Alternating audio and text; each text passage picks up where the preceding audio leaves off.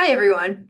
Welcome to this week's edition of Smart Counsel for Lunch. I'm Leah Kofis, and I'm one of the attorneys here at the law firm of Samuel, Seward, and Baylor in Dedham, Massachusetts, where we focus our practice in the areas of estate planning, probate, elder law, and estate and trust administration. So this week, I wanted to talk to you about 5 ways that a trust is better than a will. All right. For the purposes of this discussion, we'll specifically be talking about revocable trusts rather than irrevocable trusts, although irrevocable trusts are certainly important and have their significance in certain situations as well. So the first way that a revocable trust is better than just having a will in place is because a revocable trust avoids probate. Now, I should say a revocable trust helps you avoid probate where a will doesn't. There's a common misconception that any assets going through a will escape the probate process, which is a lengthy, expensive court process.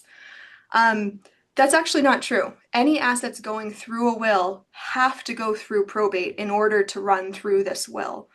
That's not the case with a revocable trust. If you have a revocable trust and you've funded your assets into the trust, and that funding process looks like naming your trust as the owner or the beneficiary of all of your assets, right?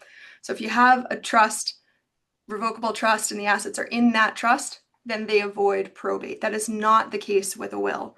So that's the biggest reason, but there are so many other good reasons to have a trust rather than a will, rather than just a will. Trust works in tandem with a will, but if you have exclusively a will, it's not going to avoid probate. The second reason that a trust is better than a will, just having a will, is that trusts keep things private. If you do go through that probate process, your will has to be filed with the court, and that can open things up to, your neighbor, somebody down the street, creditors of yours, seeing your will, seeing who your beneficiaries are, seeing your assets, and all of those things. Whereas having a trust, because it keeps things out of the probate process, there's no requirement to file it with the court. And that keeps things very private for you and for your heirs, for your loved ones.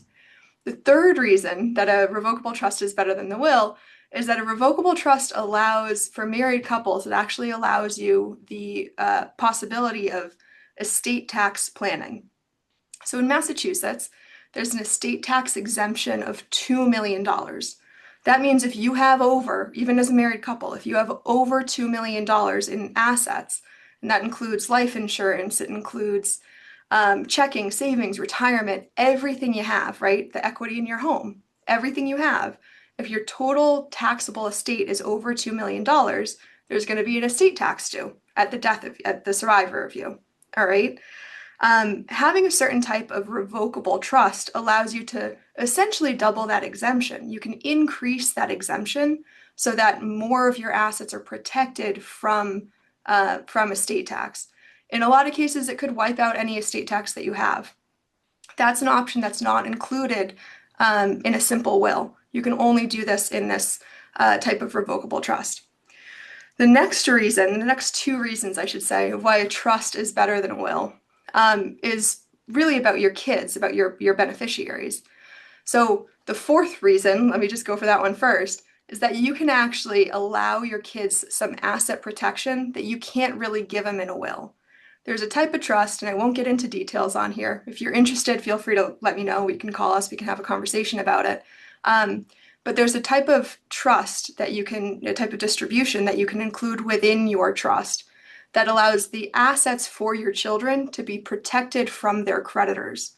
So if they are party to a lawsuit, if somebody's suing them, those assets can be sheltered from the lawsuit, from the suing party. So that can be a really great thing. You never know what your kids have in store, what the futures have in store for them. Hopefully everything goes well and everything goes according to plan. But it's really planning for the worst possible thing. So that's one of the reasons to have a revocable trust. You cannot have this type of asset protection in a regular will. All right. And then the last thing I want to talk about is special needs planning. So if a beneficiary of yours, whether it's a child, whether it's any other beneficiary, has some sort of special needs, if they're receiving benefits from the state, an influx of assets from your estate, from your their inheritance, essentially. If any of the benefits that they're on are asset-based, it could kick them off those benefits.